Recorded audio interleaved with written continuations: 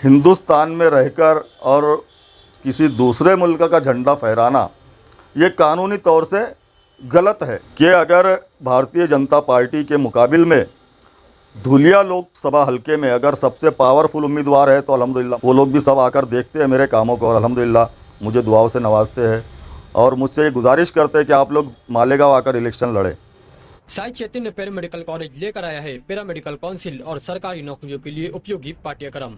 EMLT, radiology technician, health sanitary inspector में admission जारी है। हमारा पता याद रखें, Sai Chaitanya paramedical college, ruby city scan के ऊपर, Mochi corner, camp road, Malegaon. Subhash Bhamre 10 साल से पार्लियामेंट के उम्मीदवार हैं और अभी तीसरी बार भाजपा ने उनको फिर उम्मीदवारी दी है, तो इस पर आप क्या कहेंगे? ये तो मैं समझता हूँ कि धुलिया के जो लोकसभा हलके के लोग हैं उनके लिए बहुत बड़ी शोकांति का है। सुभाष भामरे एक निकम्मा और नाकारा शख्स है जिसने काम तो खैर किए ही नहीं, लेकिन तरक्याती कामों में जो दूसरे लोग प्रतिनिधि काम कर रहे थे उनके भी पैर खींचने की कोशिश की। अभी एक छोटी सी मिसाल मैं आपको बताना चाहूँगा 2 साल पहले जैसे जो सत्तांतर हुआ, यानी कांग्रेस राष्ट्रवादी कांग्रेस की सरकार ख़त्म होकर भारतीय जनता पार्टी और शिंदे गठ के लोगों ने सरकार बनाई। उस वक्त जो खासदार सुभाष भामरे हैं उसने मेरे शहर का जो मैंने एक नगर उत्थान इस योजना से 30 करोड़ रुपए मंजूर करवाए थे, उसने जाकर देवेंद्र फडणवीस से उसके लिए स्टे लगाया, स्थगिति ली। लेकिन उसके बाद हम CM साहब को मिले और उनको पूरा सब मालूमात दी और बताया कि जो मेरा शहर है यहाँ पर काम करना ज़रूरी है, इसलिए वो फ़ंड हमने वापस लेकर आया।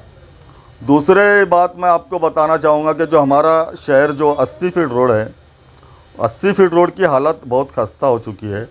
उसके लिए 15 करोड़ रुपए का लेटर मैंने मुख्यमंत्री साहब को दिया और उन्होंने उसको मंजूर भी किया था, लेकिन उसके बाद ये सुभाष भामरे ने वहाँ जाकर उस काम को भी रुकवाया। लेकिन उसके बाद भी हम लोग कोशिश कर रहे हैं और इंशाअल्लाह अनकरीब भी 80 फीट रोड का काम हम शुरू करेंगे।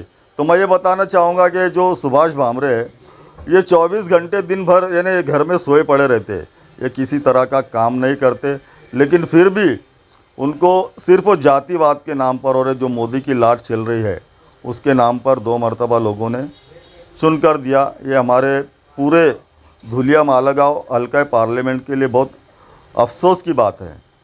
दूसरा ये कि अभी आप लोगों ने देखा कि जो वंचित के जो एक उम्मीदवार यहाँ से उतारे गए हैं, लेकिन मैं समझता हूँ कि उनको ना तो कोई जानता है ना उनका किसी ज़मीनी सतह पर कोई काम है।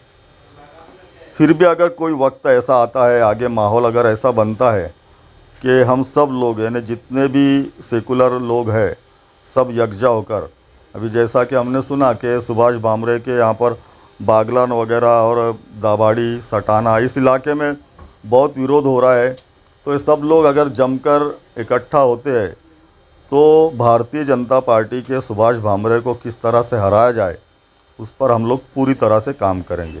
कोरोना के अंदर भी जो मालेगांव से पेशेंट वहाँ जा रहे थे तो सुभाष भामरे ने वहाँ आने से मना किया था, और अभी जैसा कि फ़लस्तीन का झंडा लहराया गया तो उन्होंने ये कहा अगर फ़लस्तीन से इतना प्यार है तो फ़लस्तीन चले जाए। देखिए, ये जो झंडा फहराने की बात है ये असल में मैं आप लोगों को बताना चाहूँगा कि नबी पाक सल्लल्लाहु अलैहि वसल्लम ने भी कहा है कि जिस मुल्क में रहो उसके वफ़ादार रहो, और ये जो गैर मुस्लिम लोग हैं इनको ये सब बातें समझ में नहीं आती। इनका सिर्फ ये एक मकसद होता है कि अगर मुसलमान बच्चा हो या जवान हो उससे ज़रा सी भी मामूली गलती है तो उसको बात का बतंगड़ बनाया जाता है। हमारे दिलों में फ़लस्तीन के ताल्लुक़ से बहुत मोहब्बत है और अगर ज़रूरत पड़े तो इंशाअल्लाह ताला हम लोग अपनी जानें तक देने के लिए तैयार है। लेकिन हिंदुस्तान में रहकर और किसी दूसरे मुल्क का झंडा फहराना ये कानूनी तौर से गलत है। तो इसी बात को लेकर उन्होंने बहुत ज़्यादा इस बात को उठाया और पुलिस को मजबूर होकर उस बच्चे पर कार्रवाई करनी पड़ी, लेकिन ये सरासर गलत बात है। हम लोग हिंदुस्तानी है, हिंदुस्तान से हम लोग मोहब्बत करते हैं, लेकिन उसी के साथ साथ जो फ़लस्तीन के मुसलमानों पे जो ज़्यादतियाँ हो रही है, जो मज़ालिम ढाए जा रहे हैं, उसकी हम पूरी तरह से मजम्मत करते हैं और अभी आप लोगों ने देखा कि रमज़ानुल मुबारक का महीना था, उसमें जितनी भी दुआएं हुई, ऐसी कोई दुआ नहीं कि फ़िलिस्तीन के मुसलमानों के लिए हमने उसमें दुआएं नहीं की। क्या लगता है इस बार सुभाष भामरे तीसरी मरतबा फिर जीतेंगे? अभी ये देखिए, कुछ तो ये है कि जो ईवीएम वगैरह का जो घोटाला है, उसमें भी मैं समझता हूँ कि तमाम जितने जो इनके ईवीएम मशीन है, उनमें तकरीबन 2 लाख वोटों की उसमें सेटिंग हुआ करती है। और अगर उनको भाजपा को या मोदी जी को अगर खुलकर मुकाबला करना है तो बैलेट पेपर से चुनाव लड़े, तो सब सामने आएगा, दूध का दूध और पानी का पानी।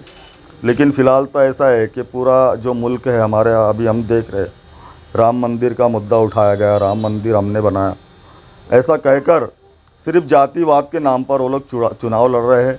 और मैं तमाम मुसलमानान हिंदुस्तान को ये गुजारिश करना चाहूँगा कि अपने वोटों का इस्तेमाल बहुत सोच समझ कर करें और जातिवादी पार्टी को फ़ायदा ना पहुँचे, इस तरीके से हम लोग काम करें। धुलिया के अलावा और कहाँ का काम किया? असल में देखिए, अभी जैसा कि आपने पूछा कि जो अब्दुल रहमान जो वंचित से अभी उम्मीदवारी कर रहे हैं, तो पहले तो इन्होंने सोचना चाहिए था कि भाई हमने यहाँ धुलिया लोकसभा मतदार संघ में कुछ काम किया है या नहीं, हमारी कुछ रिश्तेदारी है या नहीं। मैं आप लोगों को ये बताना चाहूँगा कि अल्हम्दुलिल्लाह मैं अपने आप पर फ़ख्र नहीं, बल्कि आप लोगों को ये बताना चाहूँगा कि अगर भारतीय जनता पार्टी के मुकाबिल में धुलिया लोकसभा हलके में अगर सबसे पावरफुल उम्मीदवार है तो अल्हम्दुलिल्लाह मैं हूँ। उसकी वजह ये कि धुलिया शहर में जो मैंने पूरे फ़राइज़ बेहतरीन तरीके से अंजाम दिए, तमाम लोगों के दिलों को जीता।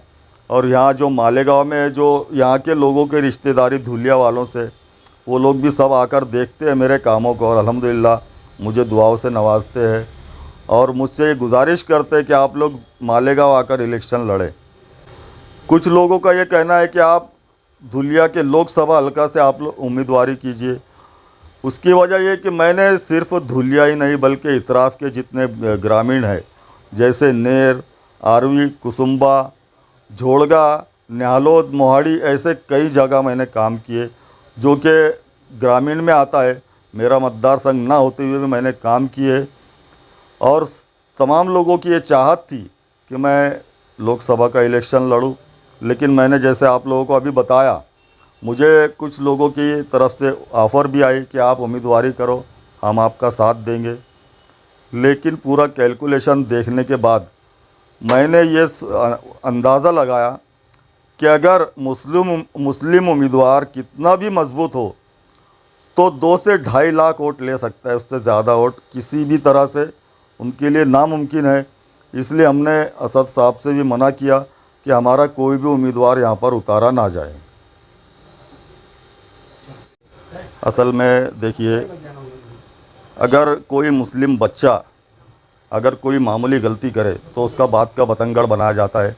एक शायर ने कहा है कि हम आह भी करते हैं तो हो जाते हैं बदनाम, वो कत्ल भी करते हैं तो चर्चा नहीं होता।